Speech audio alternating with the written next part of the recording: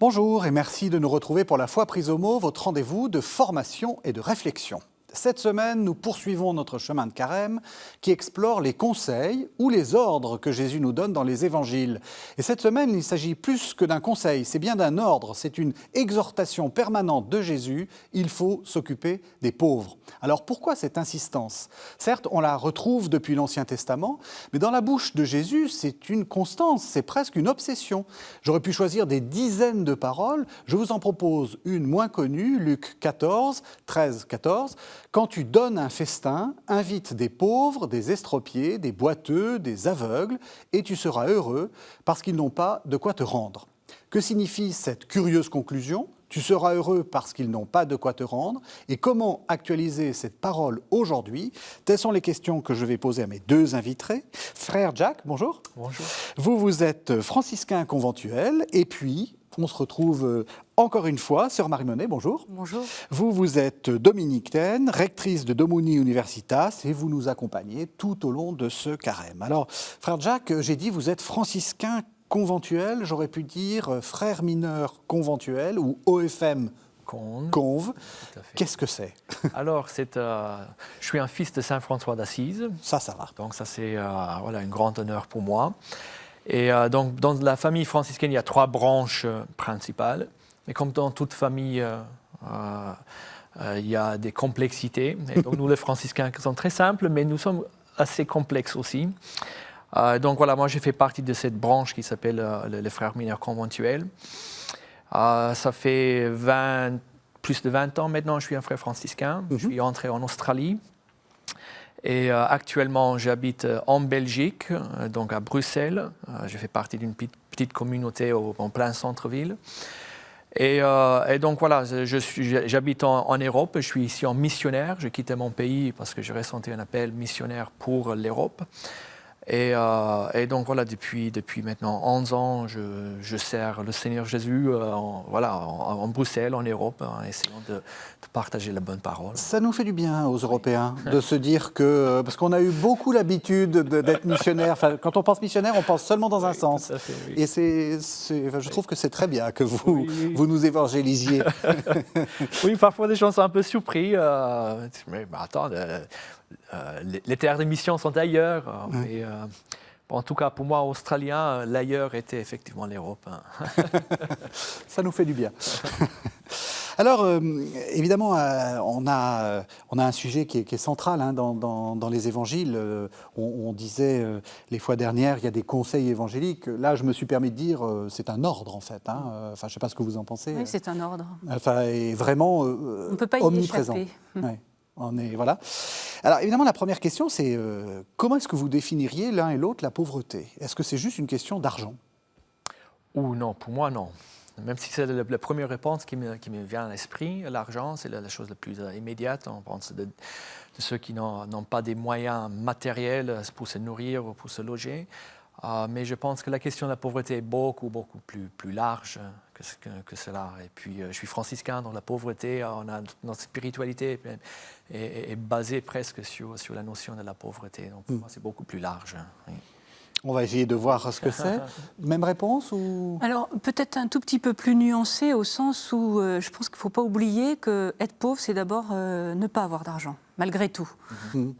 Avant de spiritualiser, peut-être se dire, les pauvres, c'est ceux qui comptent les sous à la moitié du mois, qui ne savent pas comment on va finir le mois. Et c'est une impuissance, en fait. C'est-à-dire, de ce fait, le manque d'argent va conduire à des situations d'exclusion. Alors, parfois, des petites exclusions, exclusion des loisirs pour les enfants, exclusion de la cantine, exclusion de voyages, exclusion de certains moyens comme d'avoir un abonnement Internet qui fonctionne bien, ou de plus fortes exclusions encore, c'est-à-dire pas de toit, pas de quoi se vêtir, pas de quoi se doucher, voilà. Oui, c'est vrai, c'est la chose la plus immédiate, peut-être la plus... voilà, c'est la plus basique. Oui, plus basique, effectivement, quand on n'a pas d'argent et on doit compter chaque euro. La pauvreté, on le ressent sous sa propre peau, oui. Et effectivement, c'est pas trop spirituel. Vous la rencontrez ? Oui, j'habite dans un quartier en Belgique qui est un des plus pauvres de Bruxelles. Et donc on est en plein centre-ville et donc la pauvreté est autour de nous. On a des gens qui vivent dans des conditions qui sont dans des conditions qui sont assez difficiles et donc nous le voyons. Bon, c'est une pauvreté d'une ville d'Europe. Oui. Et puis je pense. Voilà, si on voyage dans le monde, on voit aussi différentes formes de pauvreté. Oui. Pareil, vous aussi, vous êtes amené à voyager. Alors moi, je voyage beaucoup et c'est ça qui m'a ouvert les yeux aussi sur mon sens de la pauvreté, qui était quand même très relative. Même quand on est religieux, on fait vœu de pauvreté. C'est souvent pour ça d'ailleurs une des raisons principales pour lesquelles on choisit la vie religieuse. C'est une espèce de radicalité qui va se traduire très concrètement par une pauvreté matérielle. Mais c'est très relatif. Vous arrivez comme religieux dans certains pays, parfois pas très loin de l'Europe, et immédiatement, vous êtes beaucoup plus riche que la plupart des gens. Et là, tout le romantisme qu'on pouvait avoir sur son propre vœu de pauvreté s'effondre et on est obligé de revenir à des conceptions beaucoup plus basiques. La pauvreté aujourd'hui, c'est des gens qui vivent dans des poubelles à ciel ouvert. Il n'y a pas d'égout dans les quartiers pauvres de certaines grandes villes. Les enfants, vous les voyez se balader au milieu des détritus. Ce n'est pas d'accès aux soins, ce n'est pas d'accès à l'eau, encore moins à un travail décent. Vous voyez, il y a d'énormes inégalités dans le monde et je pense que quand on a la chance d'être privilégié en Europe ou dans les pays occidentaux, il ne faut pas oublier l'immense pauvreté de la plupart des gens sur la planète. Et rappeler, comme le dit le pape, qu'une partie de notre confort vient de ça aussi, de ces inégalités-là. Exactement. Exactement. Et donc changer son regard en se demandant comment est-ce que je vais pouvoir partager la vie des plus pauvres, peut-être en réduisant mon propre train de vie et trouver les moyens de s'organiser pour mettre des moyens à disposition de ceux qui n'en ont pas. Puis vous avez évoqué une chose que je trouve importante, le fait de rencontrer la pauvreté ailleurs. De sortir de son bulle. C'est un choc. De sortir de son monde et en fait de découvrir un univers qui est beaucoup plus large que mon petit milieu. Et donc quand on rencontre une pauvreté vraiment matérielle et choquante, parce que il y a quelque chose de scandaleux aussi dans la pauvreté. Et quand on voit ça, ça nous fait poser des vraies questions existentielles, mais pourquoi eux sont comme ça? Pourquoi moi, j'ai tout ce que j'ai? Ça nous réfléchir un peu sur le monde, sur le système dans lequel nous trouvons. Et donc, ça, c'est très interpellant. Mais je pense que la notion de la rencontre avec la pauvreté est importante. Oui. Et quand on fait ces expériences-là, on se rend compte que les vrais pauvres, si vous voulez, quelque part, n'ont pas envie de rester dans cette pauvreté. Et ils font tout ce qu'ils peuvent pour en sortir. Là où nous, parfois, on serait tenté de cultiver cet idéal de pauvreté. Parce que vous avez fait ce choix-là aussi. Parce que c'est un choix volontaire et que ça correspond. Et là, on se rend compte que... Moi, j'ai fait l'expérience un jour assez frappante dans un quartier très défavorisé du Brésil, où j'étais allée. Et 10 ans plus tard, en retournant, il s'était développé remarquablement bien. Et d'ailleurs, on sait bien que les grandes mégalopoles, notamment d'Amérique du Sud, petit à petit, c'est des quartiers très très pauvres qui se modernisent, on amène l'électricité et de la toute petite cabane en carton, ça devient des vrais immeubles, donc des magasins, une forme de sécurité, l'école au bout de la rue, vous voyez, et petit à petit, les vrais pauvres sont refoulés plus loin. Mais ça montre bien cette avancée des quartiers, cette modernisation, qu'ils en veulent. En 10 ans, ils avaient fait une progression urbaine considérable, parce qu'ils veulent s'en sortir. Ils veulent donner mieux à leurs enfants, mieux que ce qu'ils ont connu. Et donc, cette pauvreté, c'est un mal qu'on cherche à fuir. Vous êtes d'accord que c'est un mal? C'est pas une bénédiction? Oui, parce que quand on entend heureux les pauvres, il y a un peu cette sorte de romantisme sur il faut être pauvre, c'est heureux. Et là, on touche un peu les différentes nuances dans le mot pauvreté. Dont vous alliez parler. Tout à fait. Je pense que la pauvreté matérielle, effectivement, c'est un mal. Ça empêche l'éducation, ça met les gens dans un stress total. Je pense à les maladies, tous les problèmes familiaux qui existent. Donc je pense que la pauvreté effectivement est un mal. La bénédiction pour nous, pour moi en tout cas, c'est la prospérité, avoir du succès, de grandir, d'évoluer, de se développer. À faire ça ensemble en fraternité. Donc, je ne fais pas du tout l'éloge de la pauvreté comme misère. Par contre, heureux le pauvre, là, j'entends pauvreté comme dépendance de Dieu, quelqu'un qui vit de Dieu, sans Dieu ne peut rien faire. Oui. Et là dans cette signification-là, je me trouve effectivement pauvre, et je pense que tous les êtres humains, qu'ils soient riches matériellement ou pas, sont tous dépendants de Dieu. Oui. Et on a besoin de le reconnaître, je pense. Oui.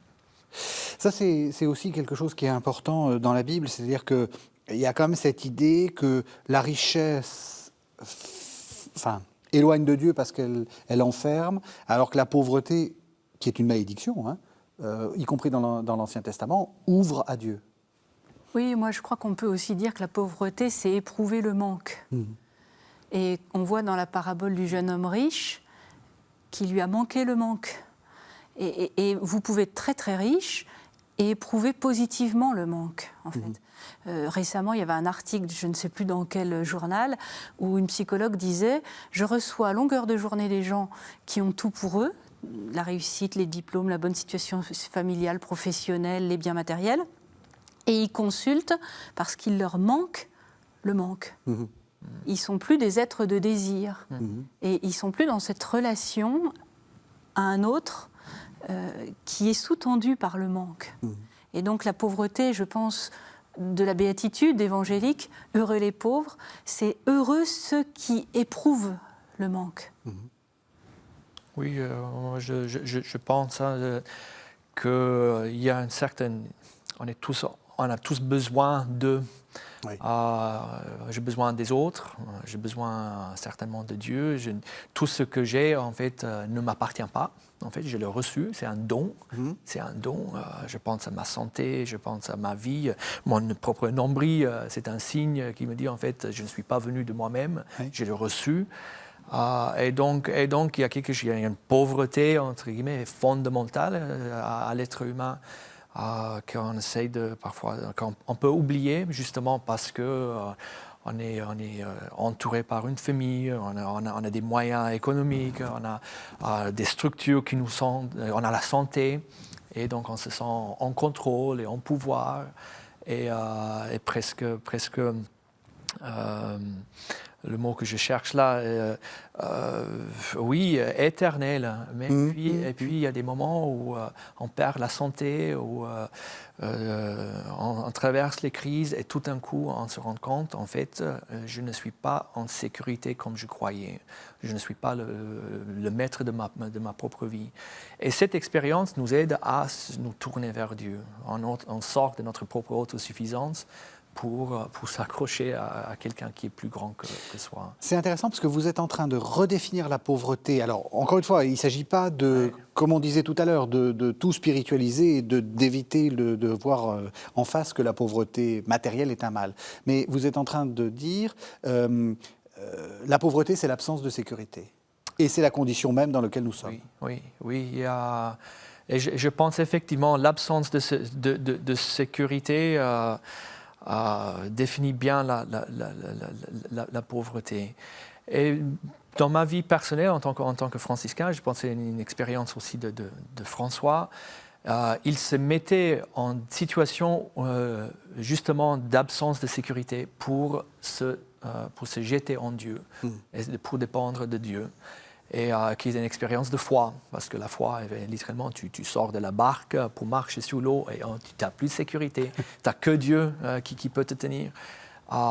Et donc là, je pense qu'on entre dans la béatitude dont Jésus parle, parce que c'est Dieu est ton roc, Dieu est ton rempart. Et donc, quand nous disons ces choses-là, c'est toi ma sécurité, c'est toi ma richesse, je pense qu'on est vraiment riche là. Tout de suite, les franciscains, c'est l'expérience libre, carrément marcher sur l'eau. Il n'y a pas de demi-mesure. Pas de demi-mesure. Est-ce que vous êtes d'accord avec cette... Oui, je suis tout à fait d'accord. Et je trouve que c'est merveilleux d'avoir un frère franciscain sur le plateau pour en parler. L'absence de sécurité, c'est particulièrement important aujourd'hui, je crois. Oui. On cherche la sécurité tout le temps.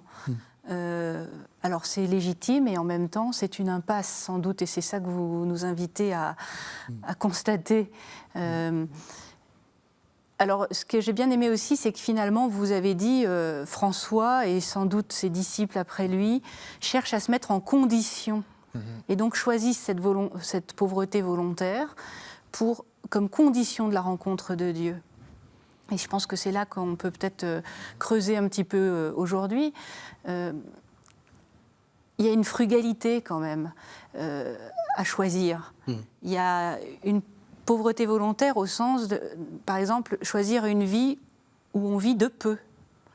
Ça ne veut pas dire qu'on célèbre la misère. Là, vous êtes déjà dans le Conseil de Carême, là.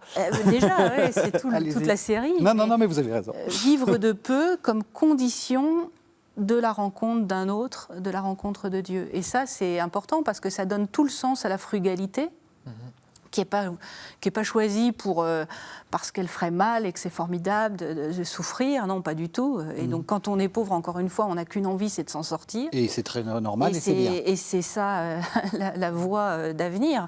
Mais là, vous dites, il y a moyen de se mettre en condition, et c'est l'expérience que vous voulez faire, en fait, pour éprouver dans cette pauvreté, dans ces conditions parfois même extrêmes, la rencontre de Dieu. Et cela, je dis, en homme privilégié, je fais partie de cette catégorie de l'humanité qui est privilégiée. J'ai tellement reçu dans ma vie, je ne manque de rien. Et quand je parle de se mettre en condition de besoin ou d'absence de sécurité, je vois aussi le stress psychologique et physique que ça met sur ma propre personne. C'est vrai ? Pour moi, c'est oui, parce que c'est... Parce que c'est bon, les téléspectateurs surferont sur Internet et on vous voit aller se promener sans rien pour renouveler une sorte d'expérience franciscaine de pauvreté absolue. Ça vous stresse ? Et donc, non, mais c'est bien que vous le disiez. Je le fais, bon, c'est moi qui choisis quand je le fais et pour combien de temps. Et il y a bien que vous le disiez mais il y a des gens qui ne choisissent pas ni quand ni pour combien de temps. Et donc, moi, j'ai quand même cette grâce, ce privilège de savoir que j'ai un chez moi. Si quelque chose il y a un problème, je peux retourner. Mal. Je sens que j'ai quand même une structure et une sécurité derrière moi. Même une structure médicale. Enfin, oui, bien sûr, si vous êtes malade, vous rentrez à la maison. Je suis un homme privilégié, donc ça, je reconnais. Et il y a des moments après, des temps où je vis littéralement de maison en maison, où tu n'as pas un chez-soi.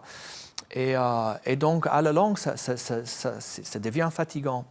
Et donc, après un temps de mission d'un mois où je vivais qu'avec un petit sac à dos, ensuite, j'ai besoin de quelques semaines pour me remettre, mais j'ai un chez moi.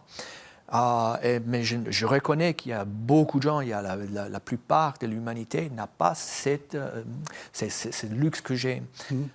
Mais j'estime que c'est important pour moi, en tant que frère, en tant que religieux, que c'est d'aller à leur rencontre, de faire ces expériences comme ça. Ça me fait sortir de mon mode de vie un peu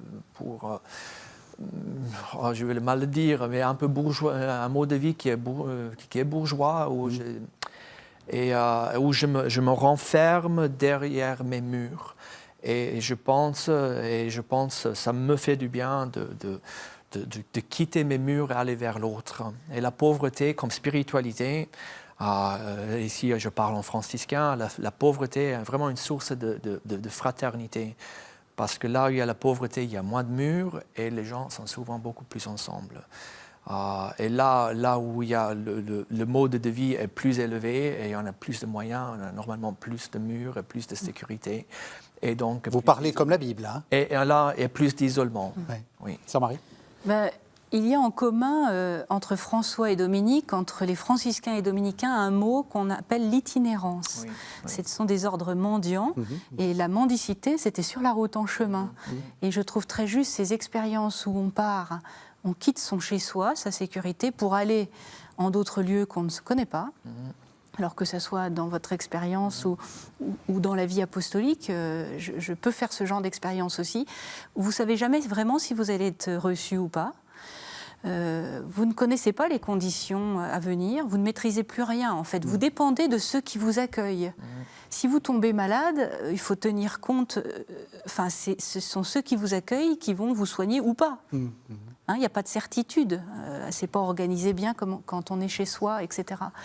Et bien mon expérience, c'est que souvent on fait l'expérience à la fois d'une certaine fatigue, ça c'est certain, plusieurs semaines pour s'en remettre, là je comprends bien ce que ça peut vouloir dire, mais s'il y a un tel déphasage, il y a une instabilité qui est fatigante, mais on fait souvent aussi l'expérience d'une abondance et d'une surabondance, même on reçoit beaucoup plus que ce qu'on pouvait espérer, et on se retrouve chez soi ailleurs.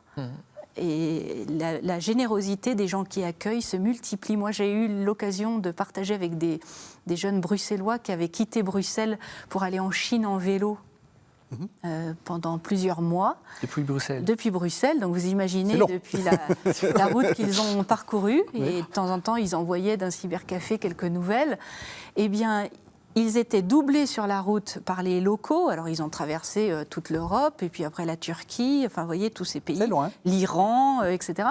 Eh bien, les gens faisaient demi-tour en leur rapportant de la nourriture. Et ils en avaient tellement qu'ils n'avaient pas assez faim pour manger tous les dons qu'ils recevaient.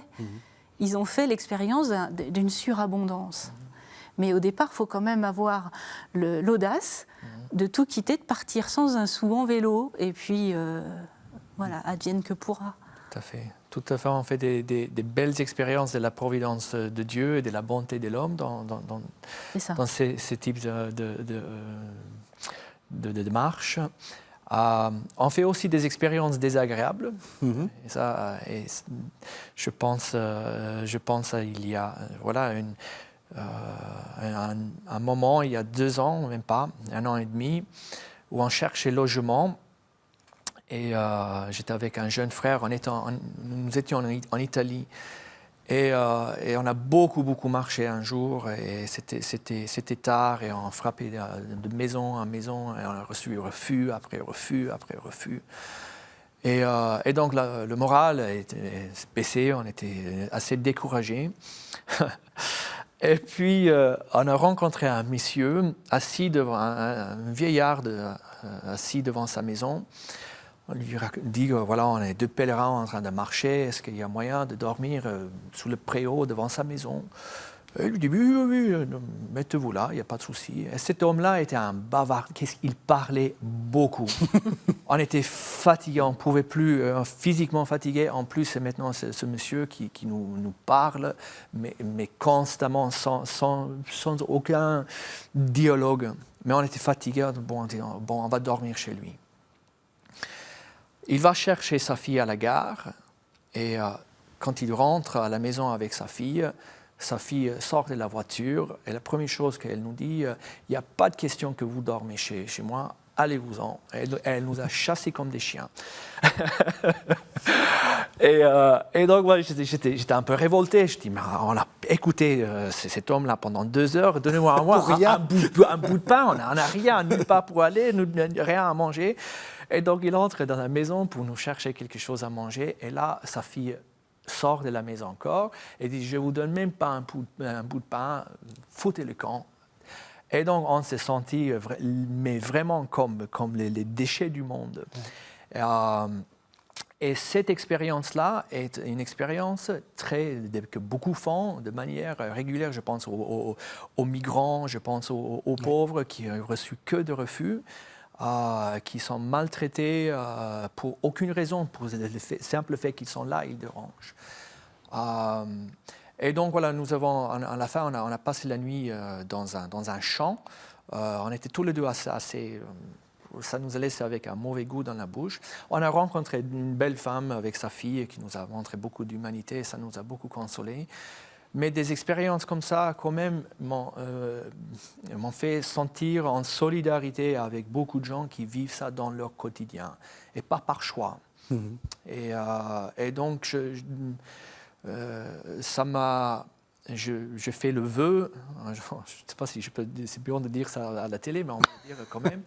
Si quelqu'un maintenant frappe à notre porte en cherchant un logement, de jamais refuser. Au moins une nuit, il faut toujours accueillir la personne qui vient frapper à notre couvent. On a fait cette règle chez nous parce que il y a des gens, la première fois, il ne faut jamais refuser, ni quelqu'un qui demande à manger, ni un logement. Et parfois, il y a besoin seulement d'un toit, parce que quelqu'un il y a des gens qui ont vraiment besoin, et le manque de l'humanité donné par notre regard, surtout par l'Église, peut être le coup de grâce qui les achève, malheureusement. J'ai vécu ça, des refus par des gens qui ne devaient pas me refuser, et je dis non, je ne vais pas faire ça. Quand tu donnes un festin, invite des pauvres, des estropiés, des boiteux, des aveugles, et tu seras heureux parce qu'ils n'ont pas de quoi te rendre. Pourquoi est-ce qu'il y a cette sorte d'étrange boucle, en fait? On est heureux, non pas parce qu'on a donné, mais parce qu'on n'a pas reçu en échange. Ben, je me suis aussi interrogée quand j'ai relu cette phrase. Souvent, on imagine que la relation, et c'est juste, c'est la réciprocité. Donc, on donne et on espère, quelque part, entrer en relation et qu'il y ait un retour, ne serait-ce que pour la dignité de celui qui reçoit Oui, aussi, c'est ça, oui. Une sorte d'égalité qui s'instaure. Comme ça, la fraternité, c'est l'égalité. Et là, l'Évangile ne dit pas ça. Je pense que c'est comme le mot « pardon ». C'est le don par-delà le don. Et là, on est invité, et je le constate comme vous, en fait, invite des pauvres et tu seras heureux s'ils ne te rendent pas. Et donc, il faut donner sans attendre quoi que ce soit en retour. C'est une radicalité, quoi. C'est un absolu, ça veut dire le don. Oui. C'est un absolu. Et ça n'annule pas la relation, mais c'est au-delà de la relation. Et donc, si celui qui est en face ne renvoie rien de positif, on a répondu à l'exigence évangélique. Et sans doute, un jour, il y aura peut-être la réponse à un autre moment. Elle sera peut-être différée. C'est peut-être quelqu'un d'autre qui va répondre. Mais on donne sans attendre de retour. Vous êtes d'accord, frère Jacques? Oui, j'entends rentrer dans une logique de gratuité et donner sans espoir de retour. Et je pense que donner gratuitement, ça augmente aussi la gratitude aussi dans notre cœur. Et encore une fois, je pense, si on considère à tel point nous avons été gratifiés par le bienfait de Dieu, que nous avons tout reçu, et vouloir donner sans pouvoir recevoir un retour, on se rapproche de plus en plus au cœur de Dieu. Mais ce n'est pas évident. C'est pas évident. C'est pas évident. Rendre un service et ne pas recevoir un remerciement en retour. Par exemple, on forme quelqu'un, on est heureux de former quelqu'un. Oui. On a l'impression d'être dans une démarche de gratuité. Vous êtes parents, vous éduquez votre enfant. Mais quand même, quelque part, on attend un retour sur investissement, quelque part. On attend au moins que l'enfant devienne un homme ou une femme équilibrée à nos yeux. On attend quelque chose. Et là, la phrase de l'Évangile, c'est de nous dire « n'attendez rien, donnez ». Et c'est vrai que c'est quand même une logique de gratuité radicale et assez inconfortable. Oui. Pourquoi c'est inconfortable? Parce qu'on attend quand même, on attend toujours quelque chose? Moi, je pense, je ne crois pas que l'homme est 100%, peut être 100% désintéressé. Oui. Moi, je pense que c'est... Jésus l'a fait, mais il l'a fait une seule fois, à 33 ans, et puis sa vie... Oui, puis il avait quand même quelque chose d'un peu particulier. Mais il y a, dans nos dynamiques, il y a une réciprocité qui est là. Et donc des dons extrêmes, littéralement, où on donne tout jusqu'au bout, sans rien recevoir. Bon, on ne peut pas le faire tout le temps. Mais quand c'est fait, quand c'est inspiré par Dieu, ça marque les esprits. Jésus nous a sauvés par cet acte sur la croix qui est immense. Je pense à Saint Maximilien Kolbe aussi. Il y a des figures illustres des gens qui aiment. Mais je pense que Jésus nous invite à justement entrer dans cette tension, dans cette dynamique de vouloir nous dépasser dans le don. Je sens ça dans ma vie de prière. Bon, c'est bien ce que je fais, mais il y a toujours un plus.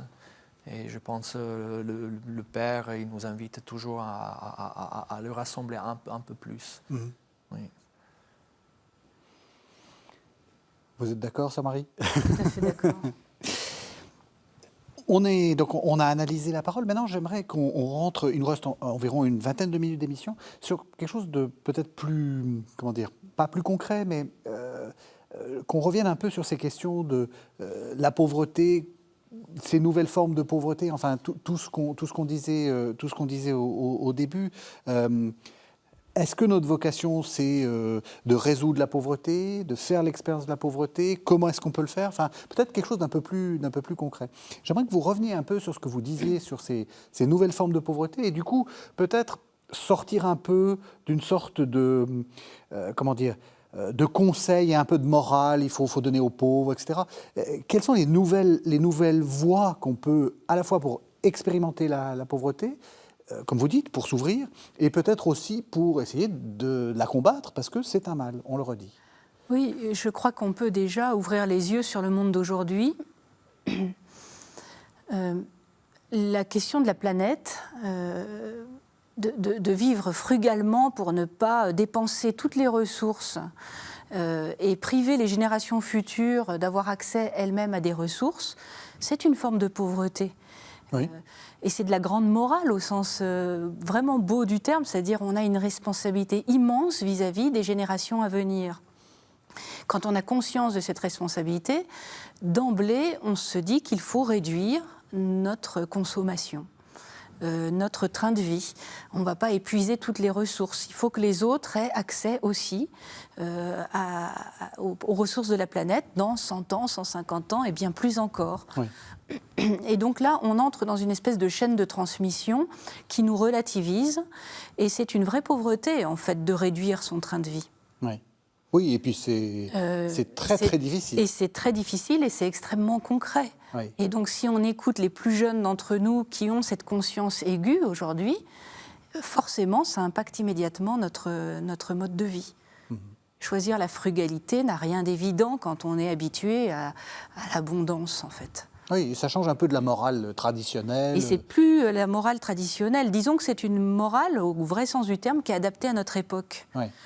Par exemple, le recyclage, c'est aussi une nouvelle forme de pauvreté. Accepter que les objets, les choses aient plusieurs vies et contribuer à ce qu'elles aient de nouvelles vies plutôt que de jeter, plutôt que de gâcher, comme on dit. C'est une forme de pauvreté. On préfère souvent avoir quelque chose de tout neuf, dernier cri,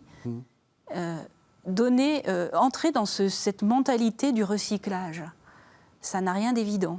Et pourtant, c'est une conversion à la pauvreté évangélique. Il y a toute une réflexion à le mener. contraire, hein. Vous allez avoir votre moment. Non. Vous allez avoir votre moment Laudato aussi, j'espère. Non, je ne vais pas dire le contraire. Je pense à la pauvreté, tous les problèmes qui sont devant nos yeux. Je pense à la planète, je pense à la pauvreté que nous voyons dans nos villes et ailleurs. Moi, en tant que franciscain, dans mon oui que j'ai donné à Dieu, je ne pense pas que Jésus m'a demandé de résoudre les problèmes du monde. Mais il m'a confié la mission à faire connaître son Fils Jésus à tous. Et la pauvreté, c'est quand je rencontre la pauvreté chez les autres et quand j'annonce l'évangile dans la pauvreté, en fait, je sens que je réponds à ma mission. Et donc, je pense Et donc, pour la question de la planète et un style de vie qui est de consommation, mon appel, ma mission donnée à Jésus, il ne m'appelle pas à la consommation, mais il m'appelle à utiliser ce qu'il me donne pour servir son royaume et servir les gens. Moi, je me suis réconcilié un peu avec les différents problèmes qui existent et ma mission en centrant un peu tout sur un appel à annoncer l'Évangile. Et quand je suis pauvre avec les pauvres, je trouve que ça sert un peu sa mission. Ça passe beaucoup mieux. Parler un style de vie sobre, vivre une vie de vie sobre aide mon annonce de l'Évangile. Je suis crédible, en fait, parce que les gens voient, en fait, il ne s'agit pas de mon propre bien-être, je ne suis pas en train de chercher de m'enrichir, mais le fait d'être simple, d'avoir l'essentiel et de mettre dans les mêmes conditions des autres, en fait, c'est au service de mon annonce de l'Évangile. Donc, ce n'est pas la pauvreté en soi que je cherche, mais d'annoncer Jésus. Mais est-ce que vous diriez que ça passe? Parce que c'est quand même quelque chose qui fonctionne. Comme vous dites très, très justement, les nouvelles générations, ils sont extrêmement sensibles, et elles ont parfaitement raison. Et donc, est-ce qu'il faut que notre message chrétien, alors le pape nous y incite fortement, hein, mais est-ce qu'en gros, un bon chrétien est un chrétien écolo? Moi, je pense que c'est plus qu'écolo, enfin, au sens où ça pourrait faire comme un programme politique, ça va bien au-delà. C'est la question du bien commun. Et c'est même être intelligent, c'est-à-dire il y a une manière de s'organiser pour mettre les biens en commun, pour mutualiser les moyens, qui fait que de situations de pauvreté, on va créer une situation d'abondance. Moi, je l'ai expérimenté dans ma vie apostolique, ma vie professionnelle. Je dirige une université en ligne où arrivent des cours, on mutualise des cours de différentes institutions. Dans certains lieux, il n'y a plus assez de professeurs, il n'y a pas assez de cours. Mais si on met de tous les coins du monde les cours en commun, alors on crée une situation où il y a 1500 cours à disposition de ceux qui ont soif de se former. Voilà. C'est une expérience, mais ce genre d'expérience, on peut la transposer dans d'autres domaines, et donc il y a une sorte d'intelligence collective, favoriser les mutualisations, plutôt que chacun développe dans son petit précaré, et donc forcément restreint les activités. Et du coup, en consommant beaucoup de ressources, d'énergie, au sens propre du terme. Énormément. Voilà. Ouais. Et donc on entre dans une logique de mise en commun, donc de réciprocité, d'échange, et c'est le principe même du commerce au grand sens du terme, hein, la loi de l'échange. Et donc on entre dans une sorte d'humanité partagée où on est interdépendants les uns des autres et chacun contribue à sa manière à faire progresser l'ensemble. Et ça, cette logique-là, qui n'est pas une logique individualiste mais communautaire, mais au très très grand mot du terme, sens du terme, à mon avis, ça puise dans l'Évangile. Oui. C'est une idée extrêmement évangélique. Vous êtes d'accord? Oui, ça en touche des questions énormes, hein, des systèmes, comment dire, je trouve aussi des programmes presque politiques pour changer notre style de vie ensemble. Donc, ce sont des questions qui me dépassent. Mais je pense si l'homme trouve sa richesse en Dieu, il sera moins affamé d'exploiter les choses parce qu'il va trouver ses racines en Dieu. Je pense qu'il y a la conversion de l'homme qui se tourne vers Dieu résoudrait aussi beaucoup de problèmes au niveau de la consommation. Au lieu d'essayer de combler le vide existentiel en achetant frénétiquement des choses, mais il trouvait sa plénitude en Dieu. Et donc, encore une fois, être devant Dieu, être éclairé par sa lumière, et on voit en fait quelles sont nos dépendances et nos addictions et nos incertitudes par lesquelles on essaie de combler les choses avec des objets. quand c'est est éclairé, on se tourne vers Dieu, il prend la première place et les autres choses trouvent leur juste place. Aujourd'hui, je pense que notre société va un peu mal parce qu'on a mis... Dieu n'est pas à sa juste place. Et donc ma mission, je pense que ma mission, en tout cas, la mission de l'Église, est d'appeler les gens à la repentance, à la conversion, se tourner vers Dieu. Et ça suivra. Et moi, j'ai adopté cette politique-là.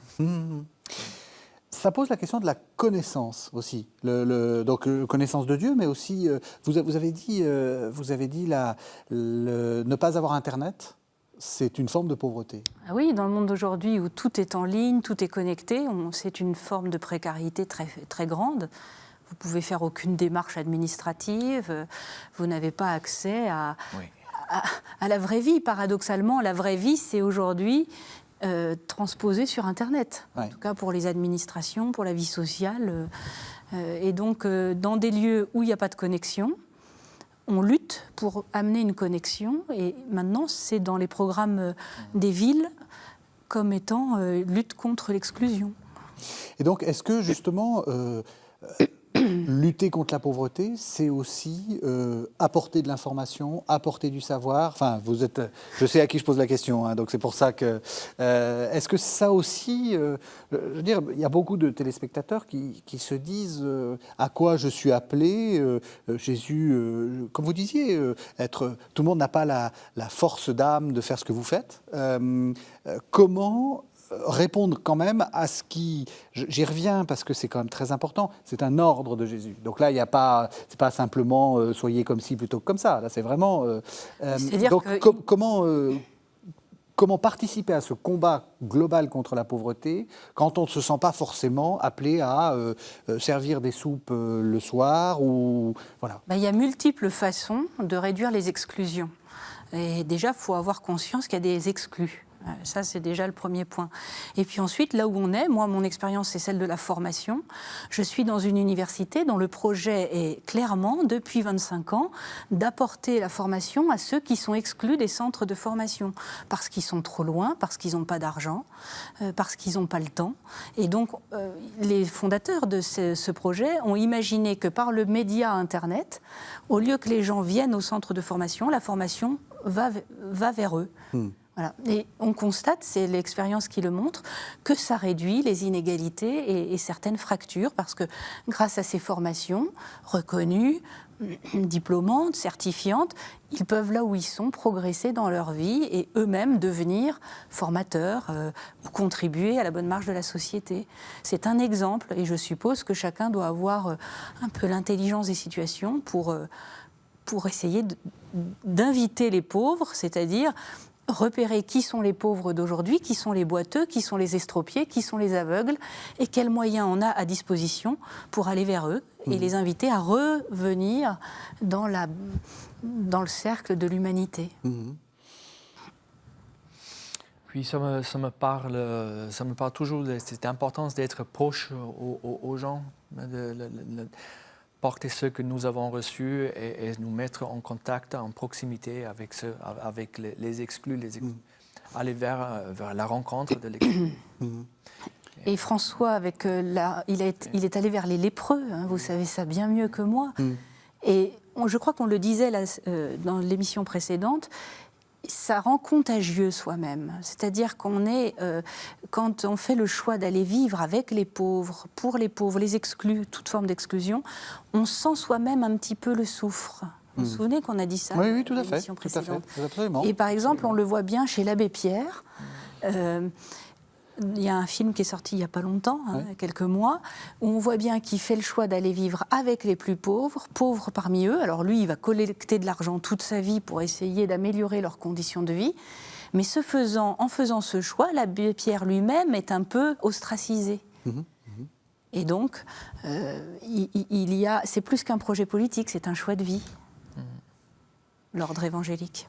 Mais justement, comment faire ? Quels seraient les conseils que vous donneriez ? On est un peu dans une série de carême, donc il y a un peu effort de carême derrière. Quels sont les conseils que vous donnez aux gens qui veulent rencontrer la pauvreté ou faire cette expérience? Parce que vous partez comme ça, sac au dos. Est-ce que c'est adapté pour tout le monde? Moi, je pense qu'il faut chercher le Christ et pas la pauvreté en soi. Chercher le Christ et le Christ nous mènera là où est sa présence.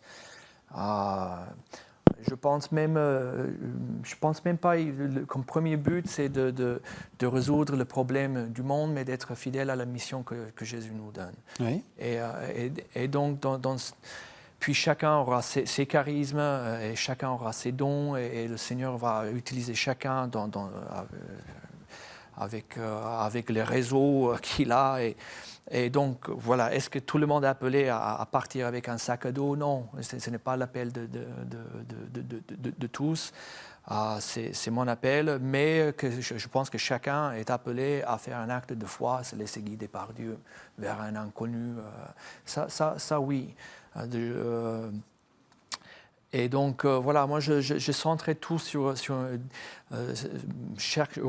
la rencontre avec Jésus-Christ. Quand Saint François il a rencontré le lépreux, c'était une expérience, il a rencontré Dieu dans le lépreux. Parce que la léprosie, la maladie, c'est une chose horrible. Sans Dieu, ça nous écrase, ça nous démoralise. La pauvreté et toutes les problématiques qui sont là, si on y va sans chercher Dieu et sans la force de Dieu, on risque de se faire écraser par l'immensité du problème. Et donc, c'est chercher Dieu et avec la force que nous avons, en le trouvant dans la misère, alors je pense qu'il y a une puissance de Dieu qui peut être libérée. Donc, ne pas chercher la pauvreté pour elle-même, mais effectivement. Oui, bon. Mais alors, concrètement, vous, comment ça vous est venu de devenir franciscain, peu importe, mais de faire ce que vous faites? Et donc, pour moi, c'était ce qui m'a amené dans la rue, c'était, comme je disais au début de l'émission, j'ai reçu un appel missionnaire, un appel missionnaire, mais je ne savais même pas ce que cela voulait dire, et donc j'ai essayé plusieurs expériences en essayant de répondre à cet appel. À un moment donné, je pensais de partir en Vietnam ou en Chine, et puis un jour, je rencontrais un protestant qui essayait de me convertir dans la rue, mais il était très habile. Et donc ça m'a fait réfléchir. Et puis c'était le jour où je rencontrais un frère franciscain qui disait il dormait sous les ponts auprès des sans-abri. Et il vivait un peu de jour au jour comme ça dans la ville. Et là, je sentis comme un tremblement de terre à l'intérieur de moi. J'ai dit, il faut que je fasse ça. Donc, je me suis senti interpellé. Et donc, quand je suis parti avec lui la toute première fois, on a fait 3-4 jours en centre-ville de Rome. Et là, c'était une expérience de Dieu qui a littéralement changé ma vie. Et donc, c'est grâce à cette expérience de Dieu, ensuite, j'ai trouvé goût, j'ai trouvé Dieu dans la précarité. J'ai trouvé Dieu dans la rencontre. Et donc, ça m'a donné et la joie, et une vitalité nouvelle, et un désir, aussi de la confiance que tout ira bien parce que je sais que Dieu est avec moi. Mais tout est parti un peu d'une recherche, d'une rencontre, et ensuite d'une rencontre avec Dieu. Et je pense que nous, en tant que disciples de Jésus, on a besoin de le chercher. Une fois qu'on le trouve, y foncer dans le chemin qu'il nous indique. C'est intéressant parce que ça revient, dans une précédente émission, on arrive à la fin de l'émission, donc je vous invite à faire une sorte de synthèse. Dans une précédente émission, on a parlé de la ruse, du discernement, etc. C'est vrai qu'on a tendance à se dire, la pauvreté, c'est un mal, Dieu nous demande de sauver les pauvres, il faut sauver les pauvres et faire peut-être des choses qu'on n'a pas envie de faire. Ce que dit Frère Jacques, c'est qu'il y a une sorte de discernement. Il faut se poser en disant, bon, à quoi je suis appelé? Et de toute façon, on sera amené à rencontrer la pauvreté. Est-ce que vous êtes d'accord avec ça? Oui, oui, d'une certaine manière, sans oublier quand même l'ordre qui nous est donné aujourd'hui, qui est très clair, qui est très concret et qui n'est pas le seul de l'Évangile. c'est le leitmotiv de l'attention aux pauvres, Oui. il est permanent. Oui. Et donc ça dit quand même quelque chose d'une caractéristique essentielle de la foi chrétienne. Celui qui est disciple de Jésus-Christ, c'est celui qui va se mettre à l'écoute, à l'école des plus pauvres, qui va entrer dans une logique de service à leur égard. C'est ça. Et donc ça nécessite de réfléchir aux structures qui génèrent cette pauvreté et, quand on le peut, essayer de contribuer à renverser la tendance pour plus d'égalité, pour moins d'exclusion et plus d'inclusion. Mais ce que je veux dire, c'est qu'il y a une part de discernement personnel, en se disant à quoi je suis appelé dans ce combat ou dans cette rencontre de la pauvreté. Ce qui, moi, me semble sûr, c'est que je suis appelée à quelque chose. Donc l'effort de carême, ça peut être à quoi suis-je appelée. Dans l'Évangile, il y a la parabole, enfin c'est pas une parabole, il y a le récit de petit enfant qui a 5 pains et 2 poissons. Faire les comptes, c'est quoi mes 5 pains, c'est quoi mes 2 poissons, et à partir de là, laisser Dieu lui-même les multiplier. Mais pour générer l'abondance, il faut que j'apporte moi ce que j'ai à offrir. Qu'est-ce que vous proposez comme effort de carême? Ça sera notre conclusion. Ah bon, c'est l'Église qui nous propose, hein. C'est la prière, le jeûne, l'aumône. Et je pense que c'est déjà avoir une vie de prière plus intense, entrer de plus en plus dans une dynamique de gratitude, de gratuité, par l'aumône, ou par aller vers l'exclu, l'isolé, celui qui en a besoin. Et le jeûne, et me priver de choses. Hein. On parlait tout à l'heure de la consommation. Me dire des non là où je sens, où je sais en fait, je suis dans l'excès. Et parfois aussi me dire des non pour laisser un peu plus de place à Dieu pour qu'il me comble. Merci. Merci à tous les deux. Merci de nous avoir suivis. Vous savez que vous pouvez retrouver cette émission sur le site internet de KTO, www.ktotv.com. Et on se retrouve la semaine prochaine pour un nouveau numéro de La Foi prise au mot et un nouveau numéro de la série de Carême.